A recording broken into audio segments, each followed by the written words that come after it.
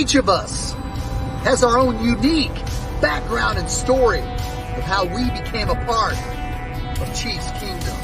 Our reach is far and wide, with fans all over the world cheering on our Kansas City Chiefs. Everyone donning the red and gold has figuratively signed that mutual agreement and come together for one common purpose.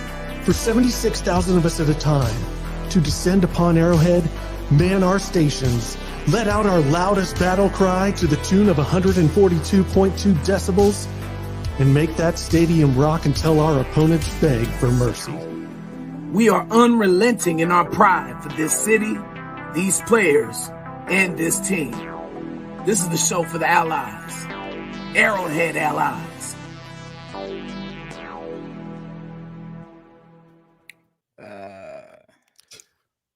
Out of the darkness into the light, from a season of turmoil, ups and downs, some negativity, even here on this show. Sorry, guys, the Chiefs are AFC West champs for the 8th consecutive year with a win over the Cincinnati Bengals. And I know of all of us here, Brian B. Shine in here, that one had to be extra special for you because you were there. Your wife's a Bengals fan, and you, I don't know if you were doing like the L'Jarius Sneed and Jamar Chase back and forth, if that was going on or how it went.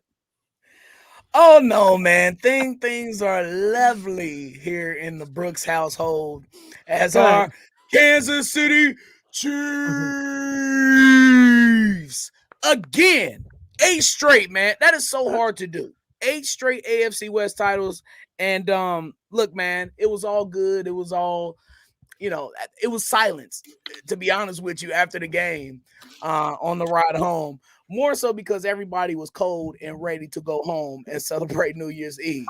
But yeah, a quiet ride home though. Mother-in-law and the wifey really did not want to discuss the game at all, which is all good with me too. Well, we're going to discuss the game in further here, Shane, with our guest this week. He, at the time of his retirement, was number 1 in field goal percentage in the NFL history. Also, most made field goals. It is Nick Lowery joining us all the way from Arizona. Nick Lowery, how are you, sir? Good. I just got home an hour ago from Orlando celebrating the new year, and I have to tell you, pretty proud of one of the greatest kickers I've ever seen. And I'm not talking about Justin Tucker. I'm talking about Harrison Butker, and an incredibly clutch performance, which literally won the game for us. And just underscores that it's not about a kicker. It's about a good kicker. And in fact, an excellent kicker makes all the difference. Yeah. Nick, when we look at this, Harrison Butker has to go 6 for 6 in this game. And for some, that might be kind of a negative. The Chiefs couldn't get in the end zone on those possessions, only got the 1 touchdown. But for this Chiefs offense, getting into scoring range those multiple times, yeah, you got to give it up to that. And then Harrison Butker, the ride he's on, if not for maybe an underinflated footballs in New England, we could be talking about a perfect season here. Yeah, it's funny because back with the Jets many, many years ago, our kickoff guy, Don Silvestri, who held for me on David Letterman that same year, about a month earlier, he was kicking off to 2 yards deep, and we're playing the Patriots there, and suddenly his kickoffs are going to the 15-yard line, the 18-yard line. So I'm wondering whether they weren't doing it back then. But the most important thing to talk about to me is Harrison Butker, after having missed 1 field goal in each of his previous 2 games, comes through time and time again, number 1 and number 2, that our offense, just as you said, created 6 opportunities to get in scoring range. And then as a byproduct of that, despite the fact that one of our favorite players of all time, Travis Kelce, only had 16 yards, 1 first down, but 16 yards reception, only 1 touchdown since week 8. But a guy named Isaiah Pacheco right off the bat established our running game. And then a man who's coming into his own, Rashee Rice, establishing what we thought might have been lost with Juju Smith-Schuster and, of course, Tyreek Hill. So, that bodes well. I mean, I'm going to be in LA for the game on Sunday. And what Patrick has needed, besides maybe a little bit better protection at times, is simply somebody he can depend on. And besides Travis Kelce. So big news for us. 2 guys that have emerged in the last couple weeks. Nick, I grew up with you. I mean, I was 10 years old when you got the gig in 1980 as the Chiefs kicker. And you were the kicker until I turned 24 at the end of 1993.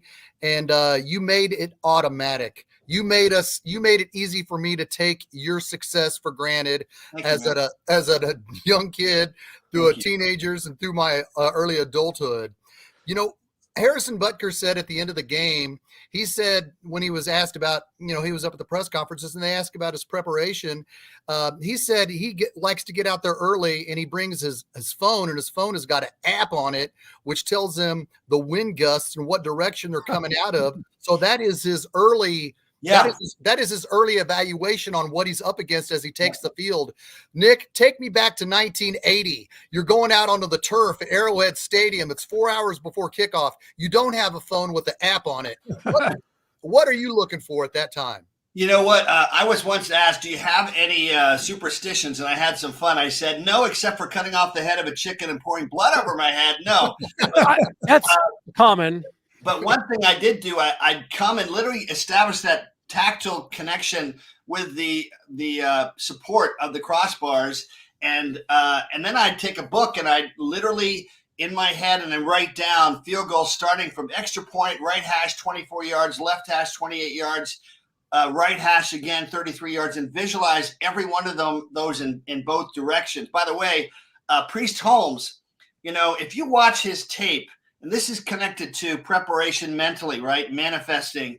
He would walk through every single play after the walkthrough itself on Saturday morning. And if you notice, he was about as incredibly efficient at making quick decisions as any running back I've ever seen. He was always just boom, boom, boom.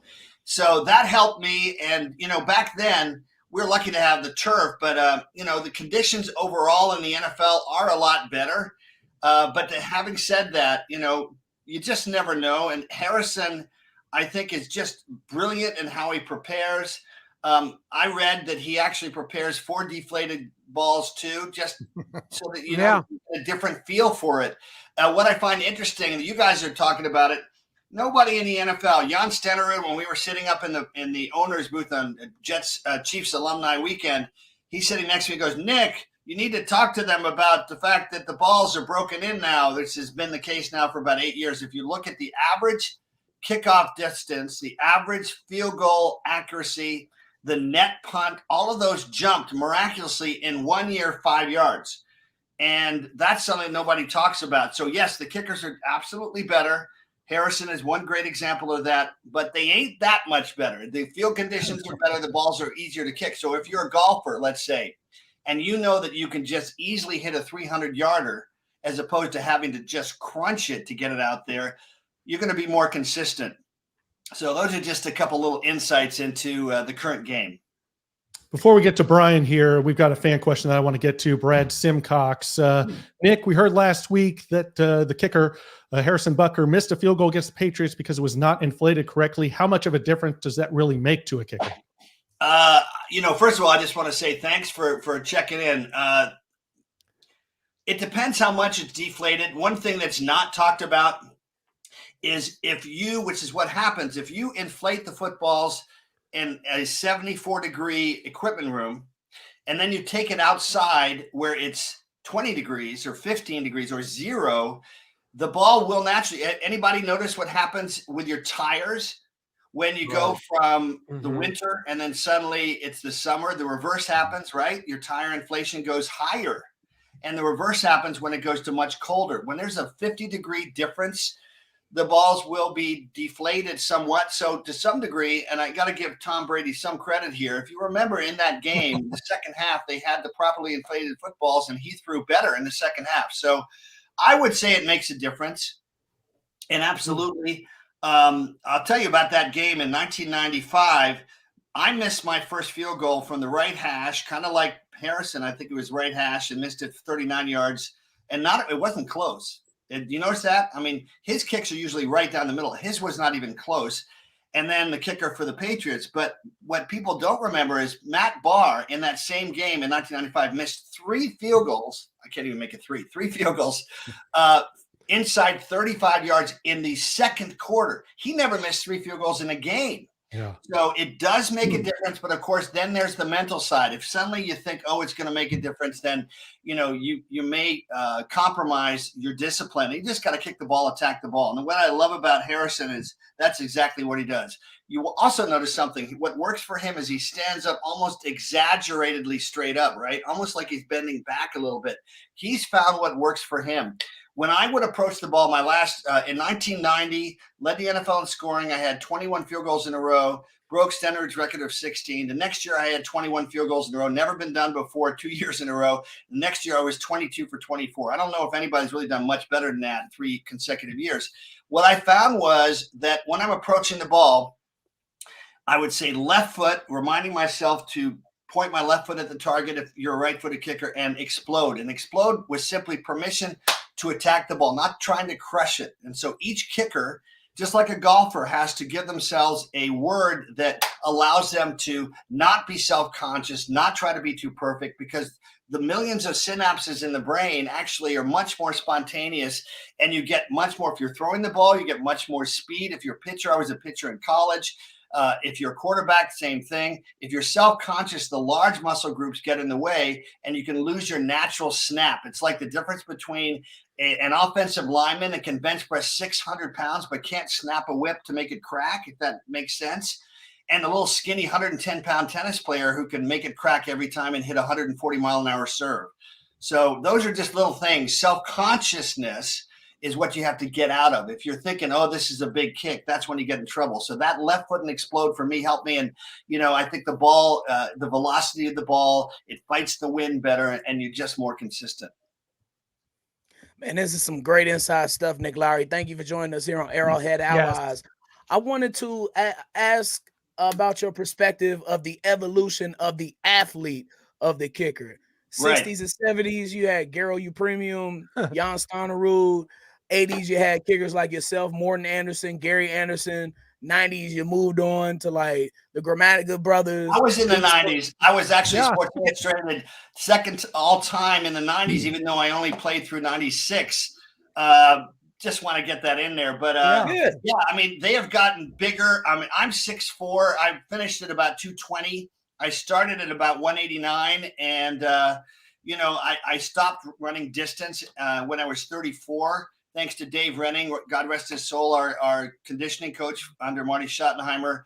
And I gained 10 pounds, and I just, I wasn't pounding my body. We used to do a lot of really heavy weightlifting in the early 80s, and that really helped me. And if you look at the kickers today, in general, the athletes today, Tom Brady being one of the great examples, suppleness in your joints, right? If you get stronger, but you lose range of motion and flexibility, you lose that elasticity of your pop towards the ball, whether you're throwing it, whether you're tackling, whether you're blocking. I mean, look at the 330-pound linemen today that, to quote Chris Berman, they're no longer rumbling and stumbling. They are running gracefully and in an agile fashion, and you get to see these linemen catching the ball in the end zone. By the way, that was a touchdown by Detroit. That was ridiculous. But anyway, that's another thing to talk about. But the athletes in general are training smarter. They're not risking the integrity of their joints, and they're working on their balance and their suppleness. And, you see the explosiveness with Harrison and how he just, nails the ball. I will say 1985, who's counting, Thursday night, second game of the season, I had 48, 52, 36-yarder in the Dome in New Orleans the week before. Then I had 5 field goals on Thursday night. And of all people, O.J. Simpson was doing the sideline for Dan Deerdorf and Frank Gifford. We're playing the Raiders, big game, and I hit what was just inside 59 yards. It hit halfway up the net, and O.J. Simpson, back when he was O.J. Simpson, the good guy, O.J. said that looked like it could have gone 70 yards. So just want to put a little thing in there that we could kick long field goals. I think that what I was able to do was during the John Malkovich era for the first time, and Al Davis actually said this to me in pregame. He walked up to me. I was the first kicker where literally when you pass midfield, you really had to worry about it in terms of your strategy on defense. So Harrison has taken that to another level. So has, Justin Tucker. and the kickers today are amazing. They just not. I think if the field conditions were the same as they were back in the 70s and 80s, where you had some chewed up fields, where you didn't have domes and where the balls weren't quite so, broken in. If you remember playing football, suddenly in baseball, you get a mitt and it's new and you got to break it in or else you can't even catch the ball. The new balls are broken in. So they do go about 5-6 yards farther, and that does help. Absolutely. And Nick, I wanted to talk to you about kind of you and the Chiefs parted ways after the 1993 season. Bring in Lynn Elliott, has pretty good 94 season, 95 up and down. And then that playoff game against the Colts that everybody saw, one of the coldest games in NFL history. He went 0 for 3. Kerry Blanchard only went 1 for 3, the kicker for the Colts. Kind of want to ask you what your thoughts were viewing that from afar, being the former Chiefs kicker. If you're like, man, if they still had me, we could have won that game and gone further. Revenge is a second-class emotion, so I felt really bad for Lynn because it's just the worst thing, and that was the end of his career. Yeah. Yes, I do think I've had people ask me. Of course, I think I would have made a couple of those, but it's tough. One thing that people don't realize, you're on the shaded part of Arrowhead Stadium, so you're getting some inside stuff. But imagine you've got 1 million tons of concrete, and it's like an ice box at night. So the night before, it's, let's say, 5 or 6 below zero. The next day, the ambient temperature, let's say, is 15 degrees.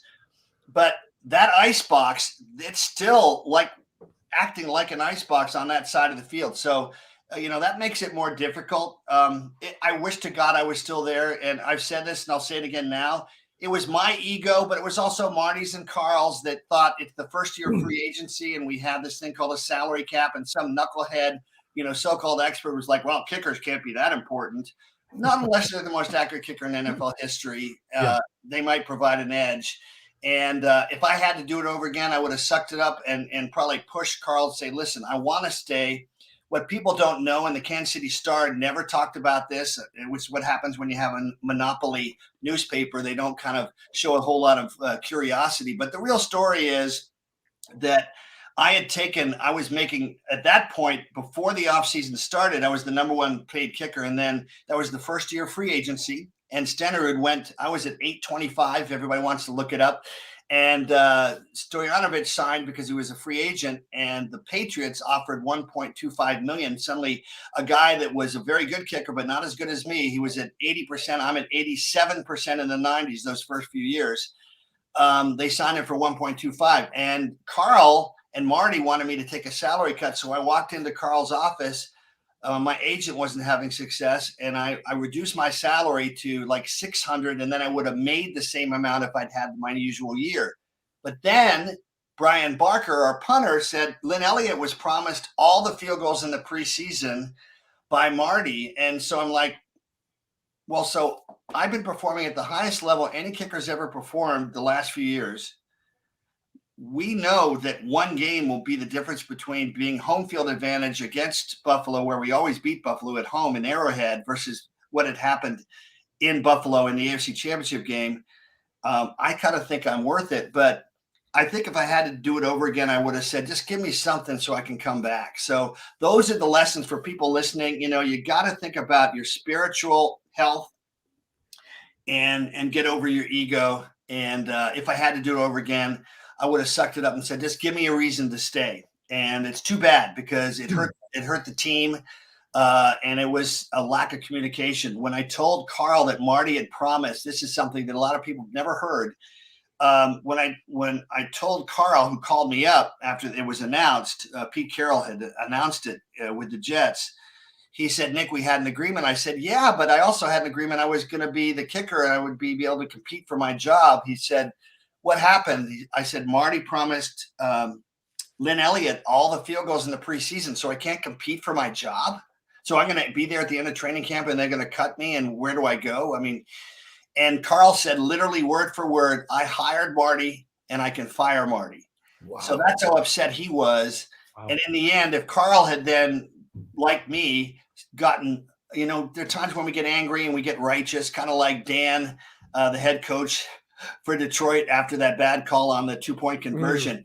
I think he might have, if he got a hold of himself, said, let's kick the extra point and go to overtime. But anyway, I think Carl would have perhaps thought the better of it. And it's too bad that that happened, because the best years of my career with the Lamar Hunt family and Clark Hunt, who was, he was actually the ball boy who was charting me against Jan Stenerud. And another thing a lot of people don't remember or realize is I beat out Jan Stenerud in 1980. I had to outkick the guy. He played 6-7 years. I beat out Jan Stenerud head to head. I had to be charted every day in practice, and I had to beat him out at the, in the heart of his career. So, but anyway, it was the best years of my career. Kansas City's an awesome town. Frankly, it's the best town, better than it's ever been now. It's a great place to live. And what a great team. What a great organization. Wow, Nick, thank you so much for being open and candid about sharing that story with us and our viewers here at Arrowhead Allies. I greatly appreciate that. And I speak for our viewers, and I know they do as well. Nick, I remember when you took over for Jan Stenerud. Like I said, I was 10. He was a Hall of Fame kicker. And like I said, I took your career for granted because you were always making the kicks, especially in 1990 when the Chiefs had 3 home games in a row. And the game against the Raiders, it was a pouring down cold November rain. Yeah. And you made 3 field goals for us to win 9-7. And one of them was in the win, a 47-yarder. 48. Yeah, thank you. Thank you. I would never say short, Nick. And one thing that happens, your memory, you want to study the brain like I did, because I always try to figure out how can I be in the right place, is if you want to remember something, have it be really intense with strong emotions that matter. You'll tend to remember it. Yes. I'm sorry I cut you off on that 1 yard on that memory, but I remember, I know you remember this. It was pouring down rain. And when they marched you out to make that 48-yard field goal, in the rain, there was like, man, I don't like his chances, but you made that kick. You were huge that season. That was the first season that Marty Schottenheimer took the Kansas City Chiefs to the playoffs, and you were great for that. If you could take us through that game, I know you remember. What do you remember about that game against the Raiders and that rain? Yeah, it was cold. It was really cold. I remember because I was told afterwards. Bill Walsh came up to me after the game. He was in the locker room, and he said it's one of the greatest field goals, hardest field goals I've ever seen. I think he said that on the broadcast. Yeah. But here's another quick story. Duron Cherry had just come back from injury, and he told Kevin Porter, who was a safety for us, who I think played at K-State. Bo Jackson. He told him that he had a dream the night before that he would hit Bo Jackson and cause a fumble. First play. Yep. Duron Cherry goes in. He nails Bo Jackson. Ball pops straight up in the air. We recover, and he's coming back off onto the sidelines, and Kevin Porter's like, don't look at me like he'd seen a ghost. And he was so freaked out. But that's, by the way, that's a testimony of how amazing Duron Cherry was and how great a team. I mean, our defense, man, especially our defensive backfield, of course, Derek Thomas, Neil Smith, all those guys, man, we had a great defense. We had a really solid team. We had a tough team. That's what Marty brought to us. Mm-hmm. Hey, Nick, your last regular season game with the Chiefs was against the Seattle Seahawks at Arrowhead Stadium, January 1st, 1994. Now, the reason I remember that so distinctly 30 years ago and 1 day later is because that was my first Chiefs game that I attended. And I remember you knocking down some field goals against the Seahawks in that season with Joe Montana. It was kind of a magical season because we hadn't experienced anything like that in Kansas City for a real long time. What do you remember about that season and about Joe Montana's influence on the locker room when he came to the Chiefs? Wow. Having Joe was like having a rock star. It was having a rock star on the team. And I tell people, this is another thing for kids and parents to tell their kids. I knew Joe Montana was going to be great, but what I didn't realize, he wasn't just great in games. He was relaxed but focused, and every pass in practice was perfect. It was not just a B+, 90 grade pass in terms of accuracy. Remember, it was Paul Hackett, not Nathaniel Hackett, who's apparently destroyed the careers of a couple people with Denver and now the Jets. I'm sure he's a great guy, but Paul Hackett brought in the West Coast offense. He'd coached Joe before in San Francisco, and the West Coast offense is as much about yards after the catch, something that Rashee Rice is setting records for us. And I think he's number 1 in the NFL in yards after the catch, ahead of Tyreek Hill right now, and he's really coming into his own. Joe Montana would throw it so that you were just right there, right? just perfect in stride. So you're moving forward with no hesitation. And that half yard you got over the defensive back now becomes a yard. Now you get an extra 15 yards after the catch. So he was like a symphony conductor there. But one of my favorite memories, I've got two great stories for you. One is we're playing Monday night against the Denver Broncos. And Huey Lewis is on the sidelines and he's standing right next to the kicking net. And I had 5 field goals. I scored all our points. I had 45, 42, 52, and I'm nailing them. I mean, 4 of them in the first half. And I kept hitting them and coming back, nail them, coming back. And finally, after the 4th one in the first half, Huey Lewis goes, and this is what made it surreal, right? And he goes, man, this is easy for you.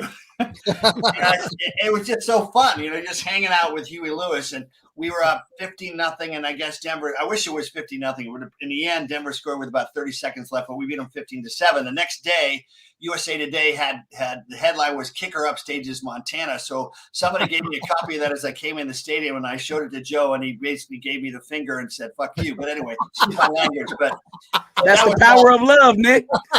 Power of love. Excuse my language. I'm just telling the truth.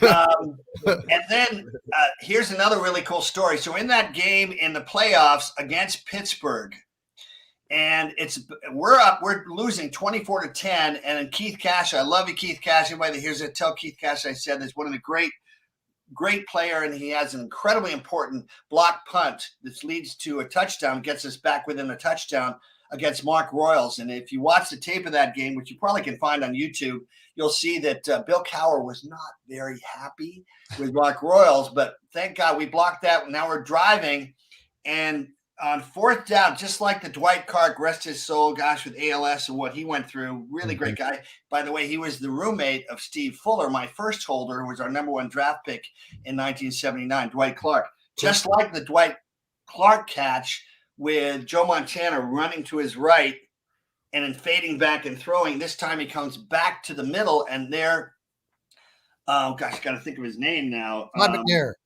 No, it wasn't Todd McNair. It was a wide receiver. Tim Barnett catches it on his knees. Thank you. In the end zone, I kick the extra point. We go to overtime, 32-yard right hash. Brian Barker, my great holder and a great punter, had a 16-year career, I might say. After he left, he had a great career afterwards as well. And I'll never forget looking up and seeing 80,000 people in red. I mean, just so special, man. And we needed that. We deserved that. So in the locker room, Tim Barnett's locker was next to mine. And naturally I said to him, Tim, man, I was so awesome. 4th down, man, that is a lot of pressure. And he looked at me like this. He goes, that was 4th down? But Tim Barnett, God bless him, didn't even know. Thank God he didn't know. He probably would have dropped it if he'd known it. But that sent us into another game the next week, you might remember, against the Houston Oilers. Yeah. And, Marcus Allen, as usual, came through with some big plays. Joe Montana, just the confidence that Marcus Allen, Derek Thomas, Neil Smith, and Joe Montana brought to us. Before the game, Buddy Ryan comes over to our side of the field. Now, in terms of protocol, your head coach or your defensive coordinator doesn't walk over to your side of the field. He doesn't walk 5 yards onto your side of the field in pregame warm-up. He just doesn't do that. Well, Buddy, who had a big old pot belly, walked over like he was going to intimidate us, like we really were so scared of him. And we noticed that somebody had painted a 30-foot square banner in the right corner of the end zone across from us to our left from our side of the field in the Astrodome of Buddy's face. So the same Keith Cash, oh yeah, of course, catches the ball, and it's like out of a movie. He catches it, he sees the banner, looks at the football, and throws the football right in the nose of Buddy Ryan's face in that banner. So, and of course, we come back and we win. And when I'm flying back, I'm sitting there looking out the window in our plane. And there were red and white lights of traffic all the way from downtown. Everybody knows how far a drive it is from downtown to the airport. Solid lights all the way up to the airport. And we come out of there, talk about rock stars, man.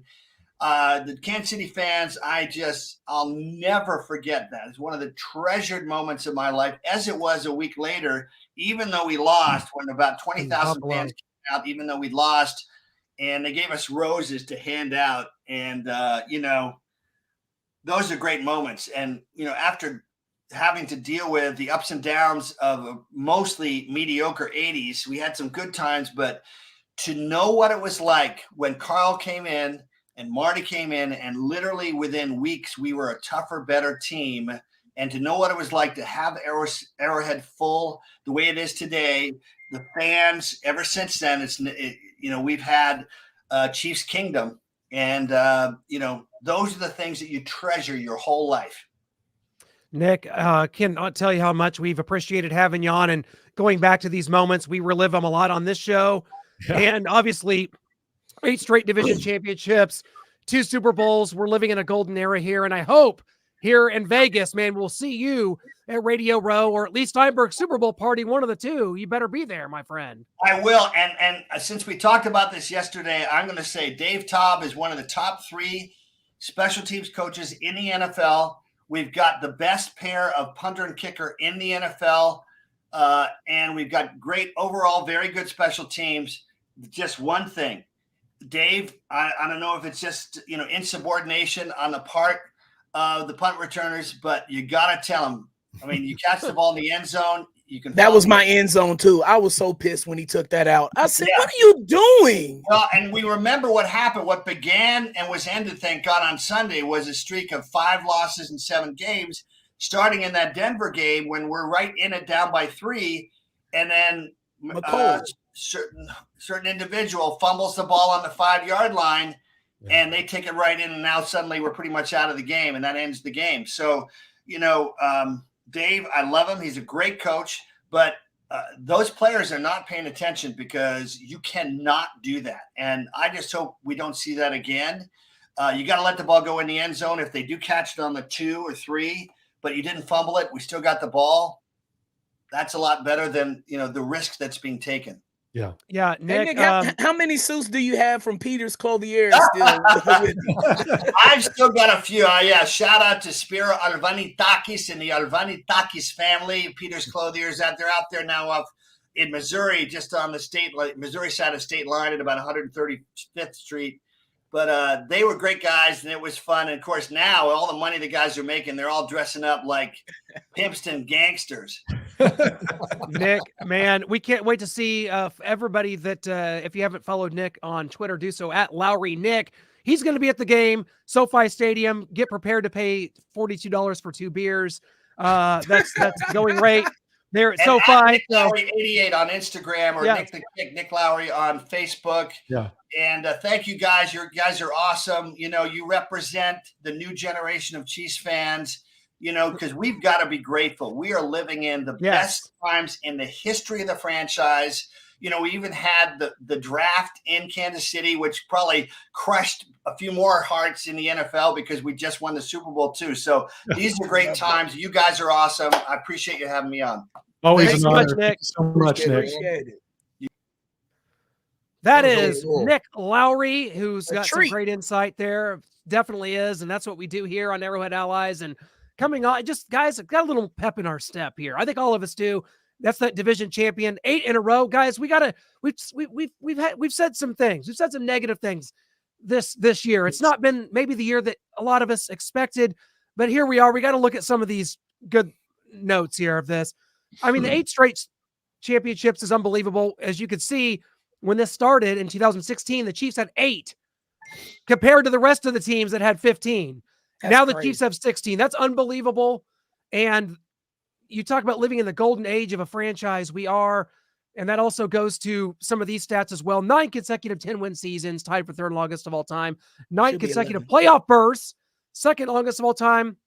Guys, it was Andy from The Office that said, I wish we knew when we were living in the good old days, when we were still living in them.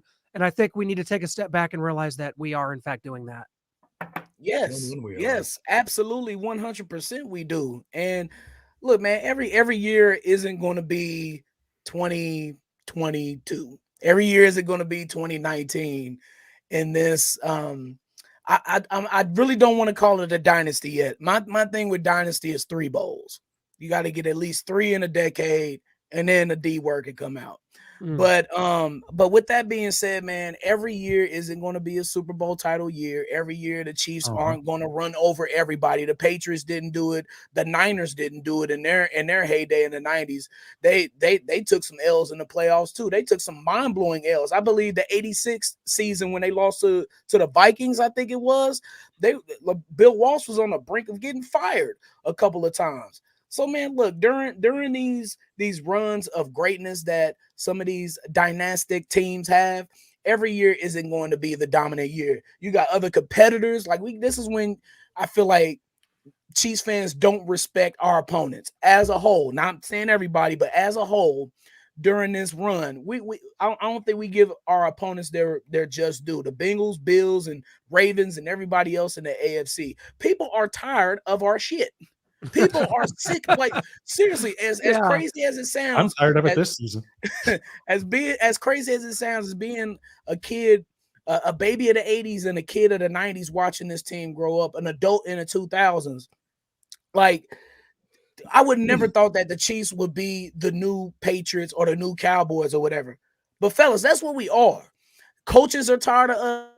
Players are tired of us. You see it with Jamar Chase. You see it with other players around the league.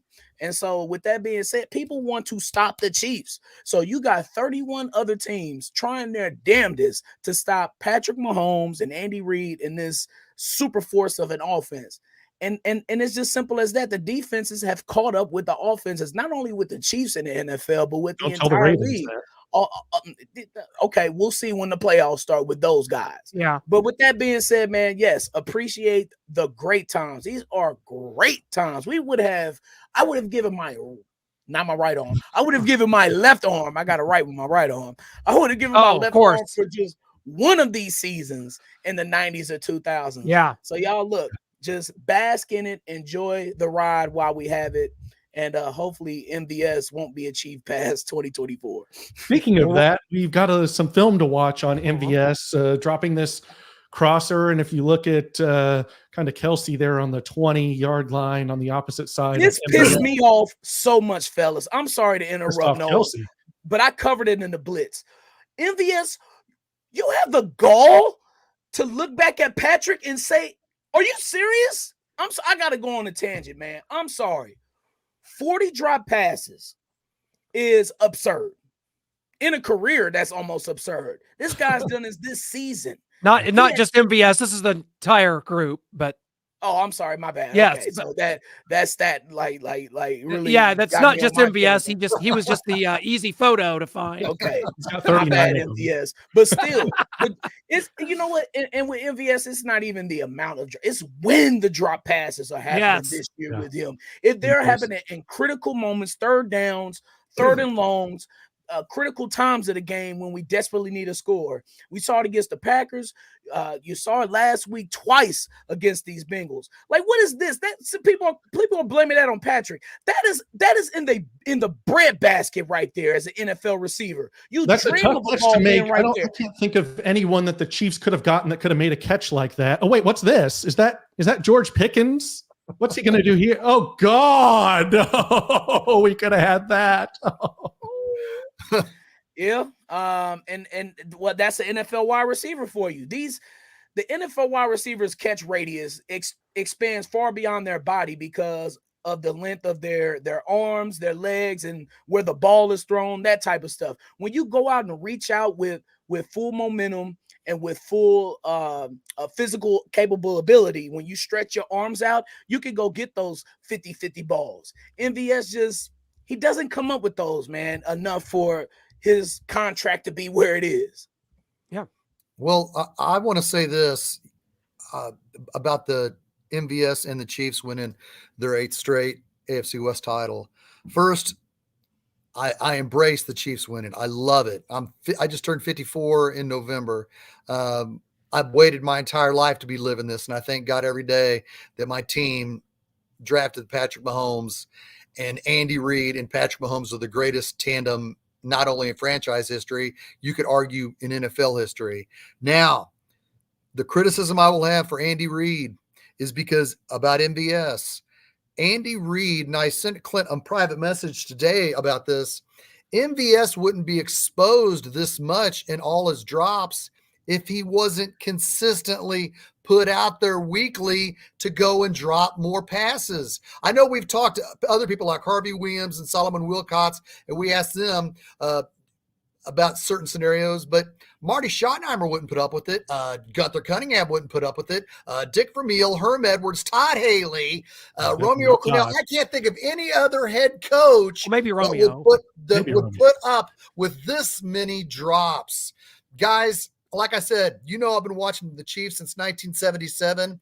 I have never seen not only the wide receiver roster look this bad, but a player dropping so many key clutch passes get consistently put in next week to drop more, then the week after that to drop more.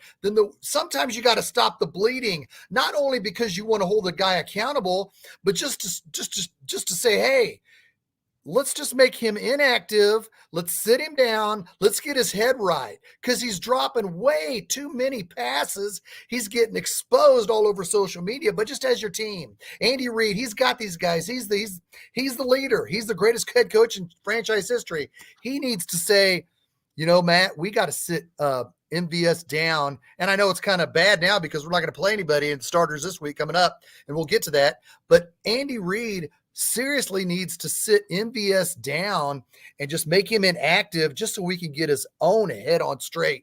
Because every week when he goes out and continues to drop these passes, not only are the Chiefs fans mad at MVS, but they're going to look up at Andy Reid eventually and say, Andy, we love you. We love everything about you. But why do you keep putting this guy out here to get freaking exposed? That's my take.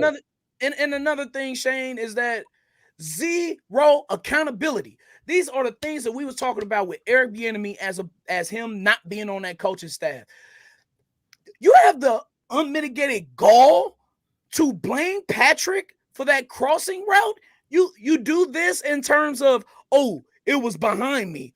Are we serious right now? Yeah. He was under duress, getting hit as he's throwing the ball in man-to-man coverage. What are we talking about here? You clearly beat your man. All you have to do is reach back a little bit and he can't be perfect, especially when they're rushing him like this. Look at the duress he's under when he throws this ball. He has a man on his right there. He couldn't even wind his arm all the way to get the ball there. He got it there as best he could, man. And there's zero accountability. Instead of saying my bad, he blames Patrick. These are the little things that we harp on with this coaching staff that's not right, and why EB is so necessary. Because guess who would have got their ass chewed out on the sideline if EB was here?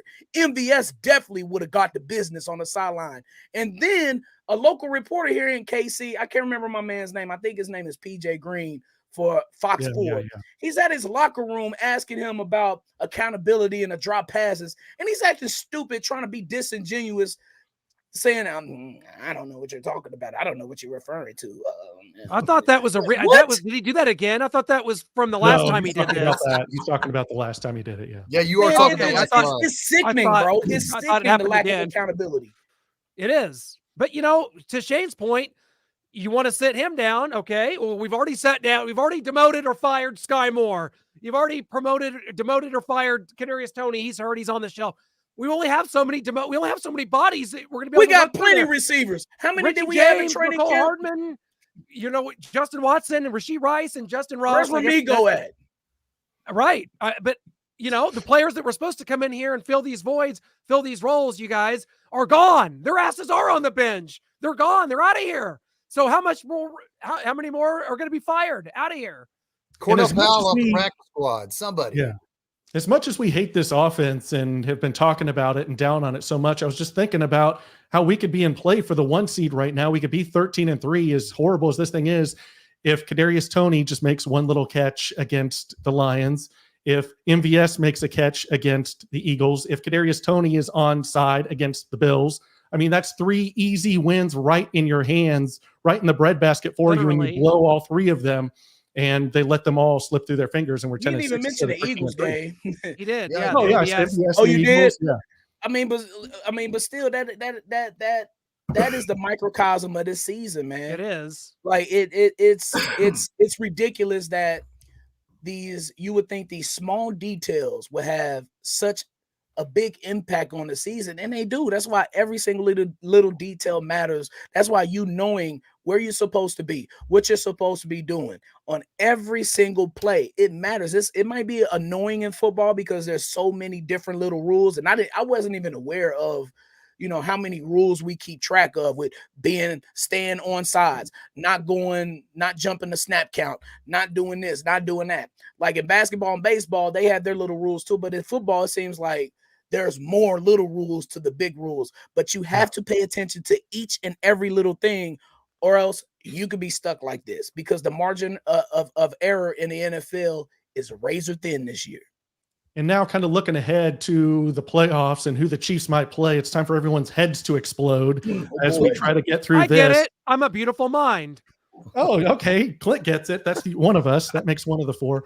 But I love this graphic, by the way. If Buffalo beats Miami, then the Chiefs play Miami. Now, it gets weird if the Dolphins beat the Bills. A lot of people think the Bills are going to win, so it could be very nice, clean and simple. Bills beat Miami. All you got to worry about is Chiefs play the Dolphins. But if the Dolphins beat the Bills, the Jags beat the Titans, then the Chiefs get the winner of Texans-Colts. Okay? If the Dolphins beat the Bills and the Titans upset the Jaguars and the Ravens take care of the Steelers, although the Ravens are probably playing their backups, Chiefs get the Bills. And this unlikely scenario, but hey, it's the NFL, like Brian likes to say, anything can happen. Dolphins beat the Bills, Titans beat the Jags, Steelers beat the Ravens, Chiefs get the Steelers. And maybe that's the one I'm rooting for right there, the craziest one at the bottom. Wow, man, this is a lot. It is a lot, and it's hard to even, especially with 1 week to go, for this all to come down to this. And it shows you, Brian, to what you said about the AFC and the margins being razor thin, and how this could all be so different just based on a player or two here or there. But all you can worry about as a Chiefs fan is what's in front of you. The Chiefs are the 3 seed, which means you're going to get that first home playoff game. And unless some big time upsets happen, it's time to head out on the road with your red pants and your white jerseys after that. White on white. Maybe. I'm rooting for Miami Sunday. I don't want to, because I don't want to go to Buffalo after we beat the right. We're going to win the first game. I don't want to go to Buffalo. Not that I'm worried about Buffalo. I want to go to Miami. I want that game to be in Miami the second round. That's because definitely the better business. Yeah, definitely. What do you think, Brian? Who do you want to win between Miami and Buffalo? I don't know, man. I don't know. I'm sitting here thinking about it. I was looking at the matchups. It's such a dice roll, man, with any of these teams. Like I could see CJ Stroud. Yeah. Like just completely going off at Arrowhead in the wild round. And then there's the Colts. Yeah, and then the nightmare that all Chiefs fans never want to see again. The Indianapolis Colts strutting in the Arrowhead Stadium. Gardner Minshew and the Colts. I mean, still. AKA Jim Harbaugh. Look, we said the same thing about Jim Harbaugh, too. And they had a backup. They didn't have Marshall Faulk in 95. Nope. Who was it, Crockett? Yeah. They had Crockett and company. So, yeah, I don't want to see any horseshoes. Honestly, I welcome any matchup against Buffalo. I honestly do, at Buffalo or here, because of the simple fact that I think that the Chiefs turn a corner on Sunday with running the ball. This should be an Isaiah Pacheco-led offense from here on out.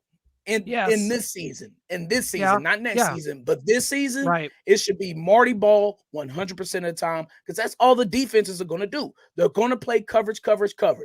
Run the ball, man. And if this team doesn't turn it over, they win. But they do turn it over at an embarrassing clip. So yes. And that's why I don't fear going to Buffalo. I really don't. Are we worried at all about the Ravens? Do we even have to really talk about that? Are we getting there? Cross that bridge in the AFC Championship game. Exactly. Yes, because on our AFC Championship game freak out. Frenzy. Yeah, because the 3 seed always goes to the 2 seed when they win. Yeah. Unless the 2 seed loses to the 7th seed, but for the most of the time, 3 seed goes to 2. Yeah. This is the same Ravens team who lost to the Browns at home with Deshaun Watson. Yep. Are they getting better and improving and dominating everyone who steps in front of them right now? I think that they're peaking at the wrong time. My problem with them is they're going to get too much time off. If they don't play any starters against the Steelers, another week off, then they're going to be rusty. That's what happened to them last time they were the 1 seed and they came out and laid an egg. Exactly. In 2019, the Super Bowl run. Titans. I fear no team in the AFC. The teams are fearing us. You think Baltimore wants to see the Chiefs coming into M&T Bank Stadium? Yes. You think the Dolphins? Yes. You think the Dolphins want to see the Chiefs? Everybody, this is their shot. This is your shot to get it done. This is the team to do it. I don't think they want us to come in there. I think they're hoping we get knocked off. But if we do come in there, they're not. Oh God. Yeah. Okay. Yes, they are. They respect us, but they don't fear us. No, that's gone. I think in the playoffs. I think they do, fellas. They fear the unknown. They fear, man, Patrick Mahomes has never played a road playoff game. That right there will alarm them enough. I think they fear us. Like if the Ravens have their choice of opponent, we would be the last one to come in there. But that doesn't mean that they are fearful of us. It just means we're the toughest competition to come in there. But I think they're feeling pretty confident right now. They'll dispatch of anybody. Okay. Yeah. I'm not saying that. I'm not saying they will. I have questions. I've always had questions about Lamar Jackson. Yeah. I might have Pete Pro at the end of the season. I thought they should have got rid of him. And I said he'd never get to an AFC championship game or get to a Super Bowl or win a Super Bowl. And so we'll kind of see how that plays out. Maybe eating some crow here. And that's it. So let's move on to this. We move on to the Chargers, and we don't know. This game doesn't have many ramifications. This looks like a 16 yards. This looks like MIZ Blaine Gabbert starting at quarterback. It looks like a healthy dose of some backups. And guys, I don't know. I liken this to that part in Friday Night Lights, the show, when the players all are at practice, they're hot and they want a smoothie, and coach says, "Hell no, you don't. Do you feel like you practiced well enough to get a smoothie? Has this team played well enough, long enough to deserve a week off?" And I know you're locked into the 3 seed. I'd like to go into Los Angeles and keep this momentum rolling a little bit. I know that's not exactly logical in some ways, and you'll probably see the backups, and the backups will probably win too. So I don't want to lose 3 division games. There's that. I'm weird like that. 3 division games. I want to build on the momentum and keep the starters in, but I know that's not going to happen. Long term, fellas, we got to think about a Super Bowl run. How close is Pacheco to 1,000? I think 60 something, maybe 62. Yeah, so Kelsey, like you said, 18 yards to 1,000. I think they should rest Pacheco. I know he wants to get his 1,000, but I rest Pacheco just because you're going to need him. He's banged up. Do you think Kelsey's got to treat? They got to treat this week like the bye week. Do you think Kelsey will play to get that 116-yard pass pattern, Brian? I don't know if he could get it if he's out there playing every snap. Why? Okay, so he needs 16 yards for 1,000. Yes, and this will be how many years in a row? 7, 8. I think this is 8. So same with the titles, division titles. Okay, yeah. I would do that. It depends on how Kelsey feels. If he wants it, if he wants it, if he wants it, give it to him. But at the same time, though, like, fellas, I don't think you keep him out there the whole game. You tell him like, "Hey, I'm giving you 2 series, or I'm giving you 1 series to try and get it." Yeah, we got a Super Bowl run, bro. Like, these stats and everything, like that's cute. That's fine. Pacheco definitely needs to sit. I want him fresh for next week. The Chiefs got to treat this next week like the bye week that we're not going to get in the playoffs. Preseason. But again, if Kelsey wants it, he's old enough. He's a vet, 2-time Super Bowl champ. He got enough say in that locker room. Maybe Coach Reed lets him play 1 quarter. I don't know, but I would side on the era of caution coming up this week. I think he plays 1 or 2 drives, and if he can't get it, then they just pull him anyway. It's just one of those things that sticks in my craw because a couple years go by and national analysts start saying, "Well, you remember the Chargers did finish 2023 with the win over the Chiefs, just like they did in 2020 when they came in here." I can't stand that, and I know that's just, Joe Burrow's never lost at Arrowhead. Not important in the long run whatsoever. But it's just like 3-3 in the stupid division, man. But yeah, it's Brian's right. It is about loading up for this, and that's kind of what Andy Reid's been doing subtly with the way he's coached this team. He's been talking about it to get this team better, to get it ready for this, and it's built for it. And we'll see what happens. I think this is we're getting ahead. I think this is a one and done team, no matter who it is. I don't care if it's the Texans, Colts. I'm picking the other team. I think the Chiefs are dead meat. I think they're cooked gooses. And I think I don't think it matters. I'm fearful of everyone because I think no matter who it is, the Chiefs play their last game next week from next Saturday or Sunday. Arrowhead? Oh my God, yes. The Chiefs had 4 home losses this year, Shane, for the most since 2012 when they lost 7 home games in a 2-14 season. 4 home losses is inexplicable. The Arrowhead mystique is gone. Now I say that meaning I think the road mystique in the National Football League, the numbers are up. Road teams are winning at a much higher margin. It's not just Arrowhead. I just think winning on the road is commonplace now. And I don't think not only is this Chiefs team dead in the water, winning at home and playing at home isn't as big as a factor as it once was. It's going to be the fun. Chiefs are going to the AFC Championship game if they play the Dolphins in the second round. Yeah. I think they win their first game. Dolphins are dead. They just lost Bradley Chubb. They already lost Jalen Phillips. They have no pass rush whatsoever. Their corners, Xavier Howard was carted off. They have no offensive line. Jalen Waddle's been nicked up. Tua's awful. I just think the Dolphins, we want them as the 2 seed. We want to play them next. If we can get past the first round. That's it. Let me sprinkle this in too, because you talked about the Arrowhead mystique being gone, Clint. Yeah. And Sunday wasn't a normal Arrowhead day to start out. Like it was quiet, it was low energy. The tailgating wasn't tailgating like it should be tailgating. You know, even the smells wasn't there like it should be. Now that's really a problem. And even with the Bengals too, my wife, her and my mother-in-law, they was screaming the Who Day thing. And the Bengals fans, they just weren't. It was Who Day. You know, it was no juice in the stadium. We don't have Joe Burrow, so we're going to quietly say it. Who Day? Until the fourth quarter. Now, the fourth quarter, Arrowhead did come alive. Yeah. But before then, though, it wasn't the same Arrowhead. So it might be something to that, Clint. I think part of that is because of the temps outside. Another part of that is because nobody knew what the hell to expect from the Chiefs, and it's a spoiled fan last base. week's disappointment.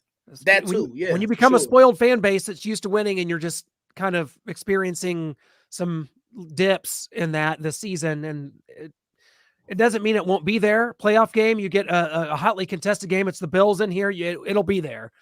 Don't get me wrong. It'll be there. So, score predictions. Are we going to do that this Sunday? Or how many yards is Blaine Gabbert going to pass? Yeah, I don't know. Yeah, I just over under. Blaine Gabbert score prediction. Blaine Gabbert's going to air it out.